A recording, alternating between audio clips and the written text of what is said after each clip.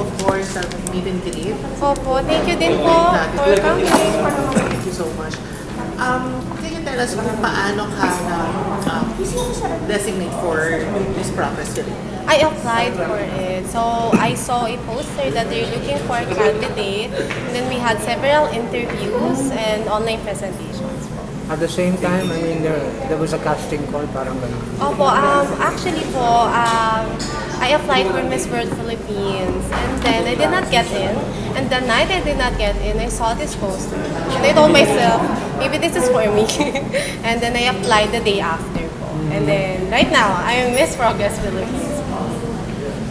So, that there was a, like, audition. May mga kasabay ka din. Actually, it's a one-on-one interview po. So what we did is, first, they told me to have a speech about human rights and about progress. And then they told me to have an on-the-spot project for a certain community. So Miss Progress International is about adopting a community where you can actually track their progress with your project po. So we will go there, and part of the pointing system is what project can we introduce to the certain community that we will adopt, and how can we make sure that there would be a progress with our project. So, you were chosen, you were handpicked? Yes po, handpicked po siya. Because of that, those interviews, those Yes. series of interviews, okay. We were 15 po that time. Kailan yung alis mo for Poglia? Right now po, it's between September 20 to 23. We are just confirming for the second dose of vaccine. May vaccinated din na. Actually po, I'm just waiting for Ayala Land within the month po. Can you tell us about your preparation for this upcoming pageant? Currently, I'm mostly preparing for the project because that's the big chunk of the pointing system. So I'm coordinating with the NPO or the non-profit organization on what we could do or what can I do for their community. And also, I've been coordinating with our first winner, Miss Jennifer. I've coordinated with a lot of fashion designers already.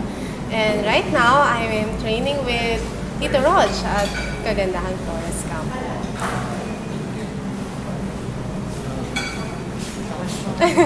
How many contestants kayo? Confirmed contestants are 30. 30 po. 30. Ilang days kayo sa 10 days. 10 days? Hi! I was reading your bio, and Yes. one of the things that struck me was that you studied international studies. Yes. We have the same course, so I kind of get like what it is about. Nakatulong kayo. It's a preparation mo. Because you Definitely. mentioned it has something to do with building communities and checking your kumusta? Yes po, definitely. Actually, when the first batch po asked me, why do you think you have the chance to win? And I could actually say, one of my edges, I'm a graduate of international relations. One of our subjects is about development of the developing countries. What can we do? What can we contribute? Diba po? I was also an intern of Department of Foreign Affairs back in 2015. So I've heard the needs of our Filipino communities, not only here in the Philippines, but also outside. That's why my project is actually in line to what I have learned in classroom, to what I have learned or discovered in my community service, and to all the people that I'm surrounded with, from the mentors to the professors. I have another question. I'm just a little curious. Yes, po. People who are more inclined on the academic side, Yes po. it's a little difficult for the groups of people around them to be more accepting. Kamusta yung mga people around you na nag-beauty pageant ka ngayon? There are talks na parang hindi naman ganun ka-importante ang pageant these days.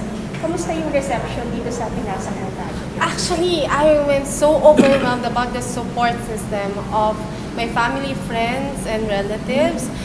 In terms of what you've mentioned po, I don't believe that the pageantry don't have, or pageants don't have impact.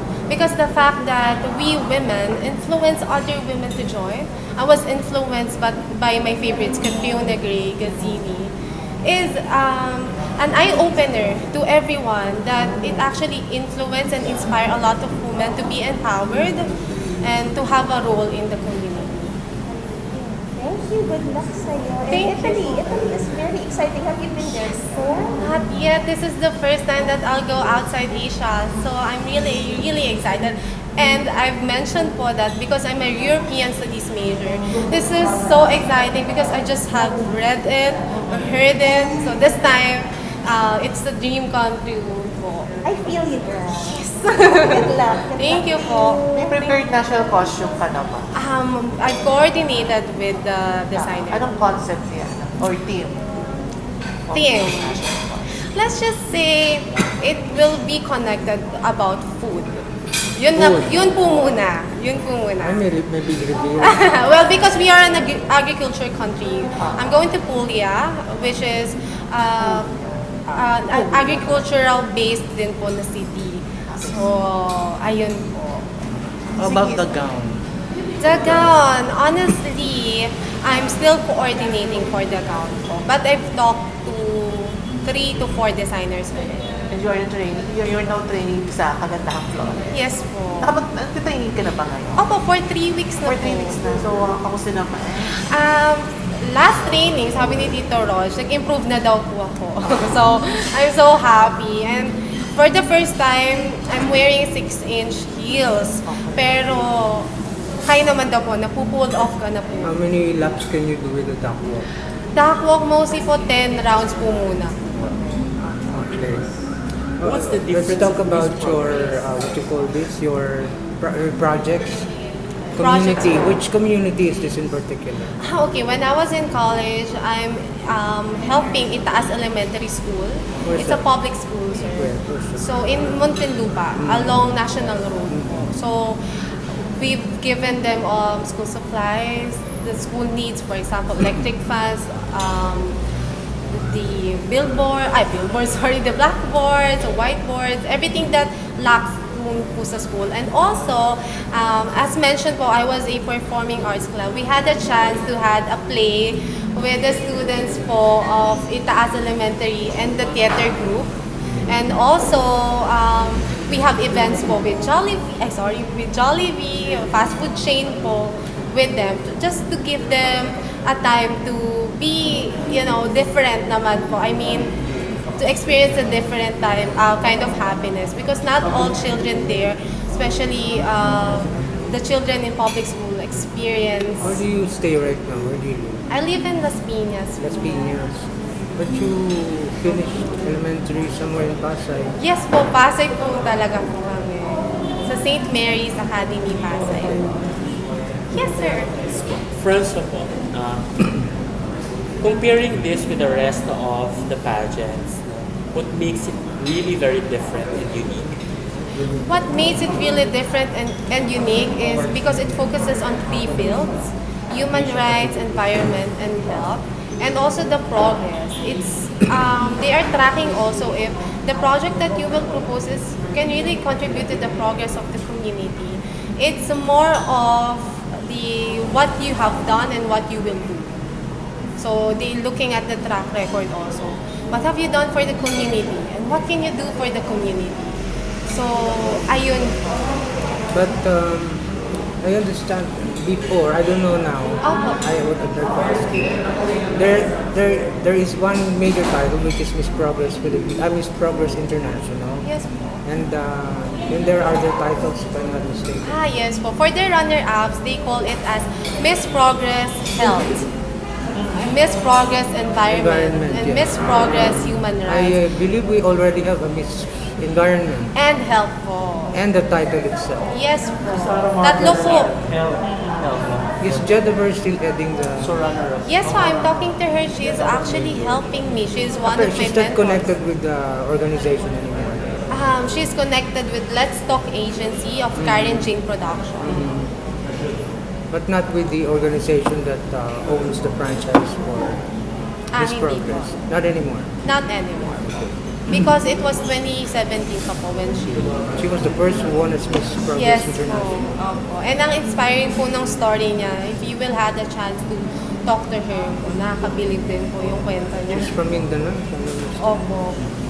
may na-meet ka ng mga co-candidates mo? I mean, nakaka-chat? Last night po, we had an interview with Pageant Fanatics with Miss Australia, Miss Cynthia.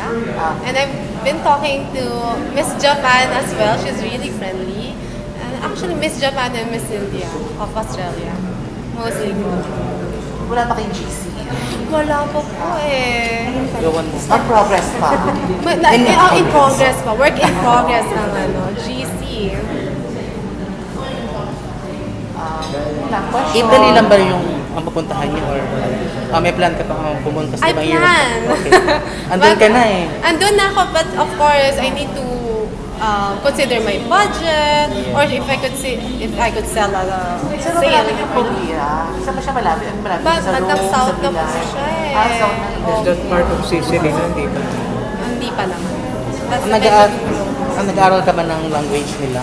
hindi po. But I'm planning po yung basic, so I could, kasi we will travel, so I could talk to, Yeah. you And know. then, nakausap mo na rin yung owner ng pageant, si Mr. Giz, di ba yun? Wala po akong chance, pero there's a funny story because I want to apply for this. I emailed the website po, and then Mr. Giuseppe sent it to Miss Jennifer na, hey, you have this contestant who wants to join, you need to contact her. So yun pa lang po yung interaction ko, pero wala po kaming interview. I haven't met him, but soon. Busy pa po. May friends ka sa Facebook. Si Miss Jennifer pa din po yung link ko. Hindi kayo friends sa Facebook ni Sir Giz? Ay, ano nito? Close siya doon. Ay, meron po ba? Nag-email. Easy Siya pe. nag-friend request sa akin. Easy pe. Ayun, sorry. Sige po, I'll add. Oo, yan. I'll remind you po. Ano, I'll update you rather. makabagong soltera. Zea, one last question Yes lang. po. Ano yung relevance ng pageantry dun sa advocacy ng Miss Progress na human rights, environmental, and yung isa? Help. Health. Yeah. Well, what I love about the project is it is more specific. So they're just focusing on 3 fields, which is what you've mentioned po. So with that, we could actually have or brainstorm more about what this community needs. Is it about health? Is it about environment? Is it about more of human rights? I will give you an example. For Tondo, everything can be, or you can have a project there. In terms of environment, in terms of human rights, in terms of health, right? So, what do you know, or as a candidate, what will you pursue more, or what is close to your heart? So this is an opportunity to actually pursue what you have been doing in the past po. So again, like I've mentioned, that's why I felt that this pageant is destined for me because I've been doing or helping children of the poorest community to have rights to education, or how about to feed healthy meals like that po. Do you have, ano na ba, advocacy video na? Wala pa Wala po. pa. Pero Opo. Soon po. We are planning already. Right now po, we are focusing more on visa requirements po. Kasi yun. Opo. Shenzhen ba? Yes po. September na, malapit na. Yes po. That's why I'm asking po. It was announced only last July 16. I'm still waiting for the endorsement letters of the government Ito kailangan talaga may agencies. mga national costume na pulling nila, siya mga gowns and everything. Opo. At dahil dyan, pag-lead naman ako sa pageantology. Sige po.